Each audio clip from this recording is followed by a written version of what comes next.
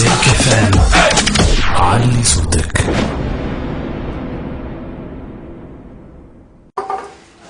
On est vraiment ici pour ouvrir une nouvelle page dans la relation bilatérale, dans la relation entre nos deux pays, et ça implique aussi. On est vraiment ici pour ouvrir une nouvelle page dans la relation bilatérale, dans la relation entre nos deux pays, et ça implique aussi un autre style et une autre approche. Moi, je suis là pour m'ouvrir à la société tunisienne. Je suis là pour découvrir ce qu'on ne connaît plus ou ce qu'on n'a pas eu l'occasion de connaître. Je veux découvrir la société civile, je veux découvrir tout le monde politique, toutes les forces politiques, Tunisie, et pas la Tunisie de la capitale, la Tunisie profonde, la Tunisie du terroir, comme on peut dire. Et moi, je vous êtes les bienvenus si vous voulez voyager avec moi. أهلا وسهلا. نترحم على شهداء الثورة التونسية، وفعلا عندنا نفكر في دول الضحايا ودول الشهداء. Voilà ce que je voulais vous dire en arabe pour commencer. La Tunisie est le pays des miracles. Ce qui s'est passé relève du miracle, et c'est la preuve qu'un homme libre, qu'un peuple libre peut réaliser tous les miracles. Et la Tunisie a donné au monde une leçon d'espoir, une leçon d'espérance. Comme vous le savez, le tourisme, c'est 7% du PIB de la Tunisie. C'est 1,5 million de touristes français par année, et la France veut, comme mesure concrète, immédiate d'aide à la Tunisie, on veut relancer le tourisme en Tunisie. Et on le dit très fort et très haut et très clair, les Français, les Européens, doivent reprendre leurs activités touristiques en Tunisie. Le tourisme en Tunisie, ça génère des activités dans des centaines de secteurs, les transports, l'artisanat, l'hôtellerie, et donc c'est quelque chose qui est tout à fait important. Je veux fluidifier la circulation entre nos deux pays. Il n'y a pas de coopération, il n'y a pas de véritable amitié entre les peuples sans cet échange humain. C'est-à-dire, il y aura des alignements, par exemple, au niveau des procédures de l'obtention du visa?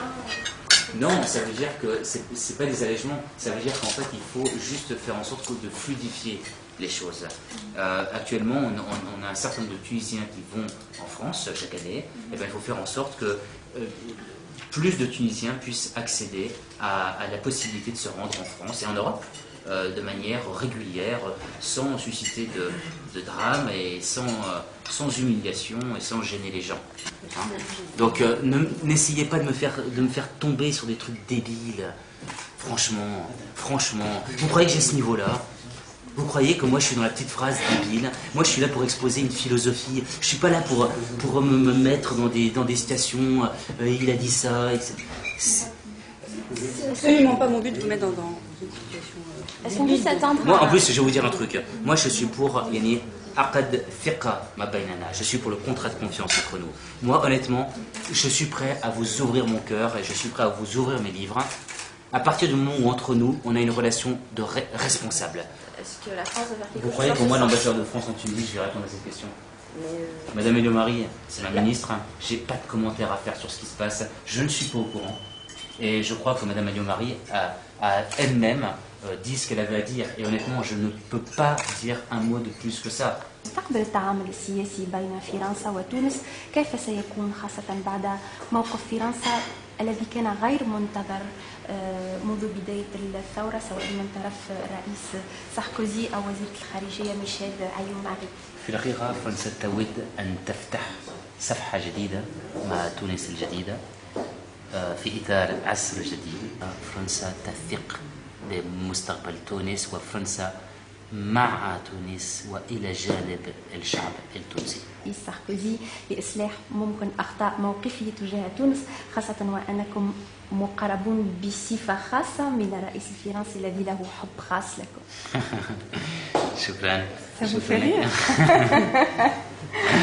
السفير السابق بيير مينا يعاب عليه أنه لم يتفطن مسبقا لهذه الثورة. دونك هذه المخاوف تخص قربكم من الرئيس ساركوزي، صغر سنكم، طبيعة مهمتكم المتمثلة أساسا في تجديد الثقة بين الشعب التونسي والشعب الفرنسي. ما إجابتكم على هذه المخاوف؟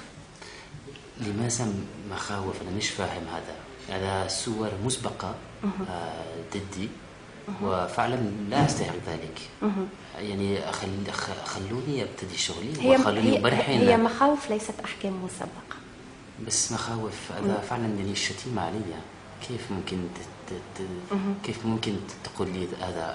أنا سفير جديد وصلت من يوم. هذا فعلا لا ود أن أرد على هذا السؤال. هذا فعلا لا تتفهموا ممكن شو الأوضاع مخاوف شو ممكن خلاص. même par rapport au contexte. Au revoir. Pourquoi est-ce qu'on parle de ça? C'est lamentable, c'est nul.